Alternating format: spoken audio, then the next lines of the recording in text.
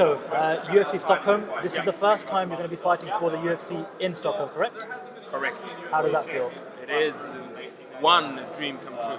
It is always, ask any fighter, fighting at home is something special. Getting to fight for the UFC at home,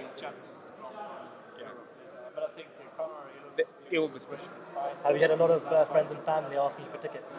I have, and I'm sorry, but I didn't have that many to hand out. All in all, I appreciate everyone who's made plans, taking days off from work, arranging babysitters, doing what they can to be there, even for the weigh-ins on Friday, which will be packed, but also on Saturday for the fight. Let's talk a little bit about your camp, or a switching camp. Now, correct me if I'm wrong. You're no longer with the All-Star camp. Is that correct? Correct. Why is that? What happened there? We didn't agree to, or how we work together. We decided to go separate ways. Nothing more, nothing less. Today, I'm at Rinkeby Muay Thai, Prana Jiu-Jitsu, and Atienne Wrestling Club. I'm doing my training there. Is it a little bit weird seeing your former teammates here at the event? Is there any bad blood between you or anything? Not at all. Not at all. He's here. When we're done, I'll go and put a prank on him. It's all good. There was a lot of promotion in regards to building up the SBG team in the build-up to the Dublin card in July, and there's been a similar promotion to build up the All-Star team here in relation to UFC Stockholm. So do you think that puts extra pressure on the team to come away with all of them winning like the SBG team did in July? Pressure, there's always pressure. It doesn't matter if you get the coverage or you don't get the coverage. You have to accept that pressure is a big part of this game, and you need to cope with that. So I don't see that as a major factor. How have you mentally prepared for this fight, coming off a loss for the first time in the UFC and preparing for Alexander Yakovlev? There's a lot of things.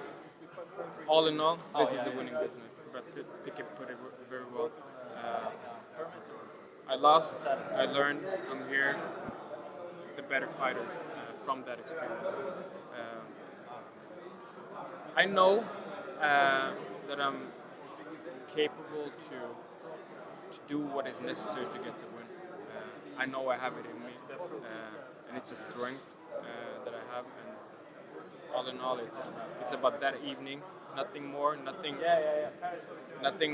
coming after that. Nothing that has happened before. It's just then and there, and I'll be ready. Do you think there's more pressure on Alexander fighting you, a Swede in Sweden, or do you think that there's probably more pressure on you being the hometown guy here? Of course, it's a pleasure, and I expect to feed off of the crowd going in there. I know I'll have them behind me and ready to feed off of that and put on the show. And give us your prediction. How do you defeat Alexander Yakovlev on Saturday night? Stoppage. Final question. I've been asking everyone here today. There was some breaking news last night that Kang Lee has failed a performance-enhancing drug test, and he has been suspended by the UFC for 9 months. What's your reaction to yet another high-profile fighter testing positive for performance-enhancing drugs in the UFC? Maybe you can use that at dinner parties.